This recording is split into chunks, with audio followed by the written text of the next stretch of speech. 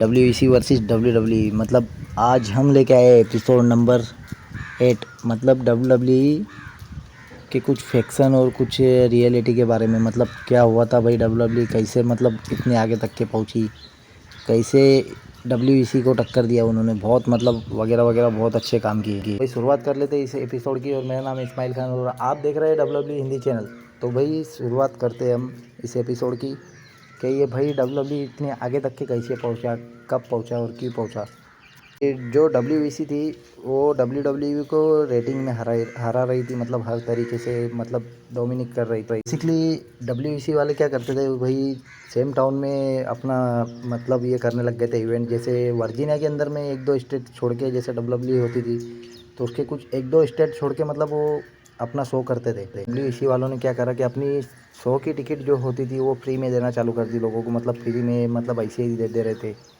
तो भाई WWE वालों को भी कुछ फ़र्क नहीं गिरा क्योंकि ट्रिपल एच एक शो में करते हैं कि मन तो कर रहा है भाई कि इनके पूरे शो को ही फोड़ के और टैंक ले जाके। तो विंस मैकमैन बोलते हैं हम ऐसा कर सकते हैं, तो ट्रिपल एच बोलते हैं भाई क्या हम ऐसा कर सकते हैं। मतलब बहुत फनी वे में बोला था ट्रिपल एच ने वो बात, जबकि विंस मैकमैन ये बात को एकदम सीक्रेट रखना चाहते थे। लेकिन भाई आइडिया सिंपल था, प्लान सिंपल था कि भाई WEC में जाना है और टैंक लेके जाना है। तो भाई ये माल मटेरियल यार अपना जमा कर लेते हैं, निकल पड़ते ये वॉर के लिए, मतलब एक वॉर के लिए निकल पड़ते।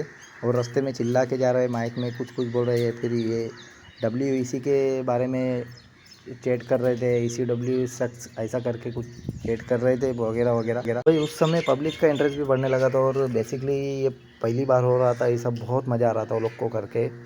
और वो पब्लिक के थ्रू जाते हैं, उनका इंटरव्यू लेते हैं, उनसे पूछते हैं कि भाई WEC बेहतर है या WWE। तो वो पब्लिक भी मतलब बहुत इंटरेस्ट ले रही थी वो चीज़ के अंदर। बेसिकली आगे बढ़ते हैं तो ट्रिपल एच बताते हैं कि भाई हम गए थे उनके अरीना तक के गए थे, लेकिन वहाँ पर कुछ गार्ड खड़े हुए थे, मतलब जबकि बड़े बड़े सुपरस्टार थे जैसे क्रिस जेरिको, फिर केविन नेस।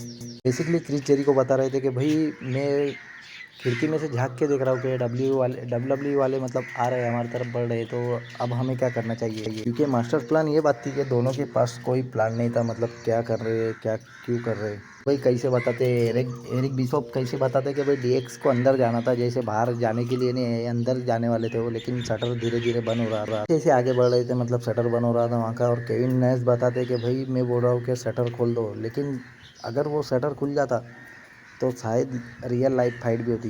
और फिर ट्रिपल एच बोलते कि भाई शटर तो बंद हो रहा था, अगर वो शटर वाकई में खुल जाता तो शायद रियल लाइफ फाइट होती, वहाँ पर क्या होता क्या नहीं, और ये पब्लिक भी नहीं देख सकती शायद, इसीलिए वो टाइम पे वो डिसीजन सही था उनका।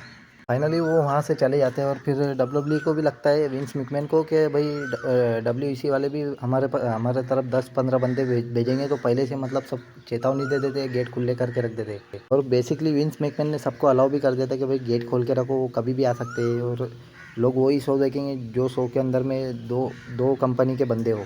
जबकि एरिक बिशॉप ने ऐसा कुछ करा नहीं और ना कि WEC वालों की तरफ से कोई बंदे आए, बहुत अच्छी बात थी वो WWE के लिए। और रेटिंग के मामले में भी बहुत आगे बढ़ रहे थे WWE वाले एरिक बिशॉप के मतलब इससे कंपनी से।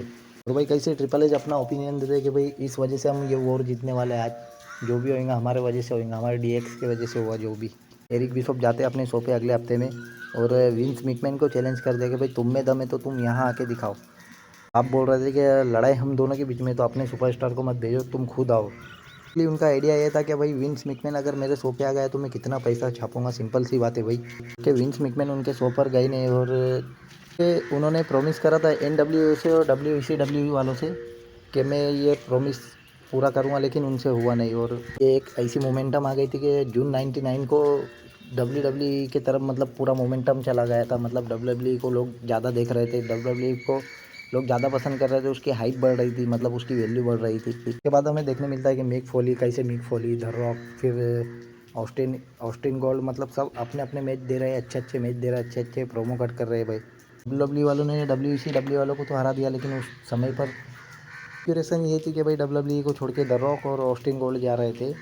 और वो क्यों जा रहे थे, किस लिए जा रहे थे, मैं तुमको नेक्स्ट वीडियो में बताऊंगा। जब तक के लाइक करो, कमेंट करो और सब्सक्राइब करो और ज़िंदगी के मज़े लो, वरना ज़िंदगी आपके मज़े ले लेंगे भाई। मिलते हैं नेक्स्ट वीडियो में, थैंक यू सो मच।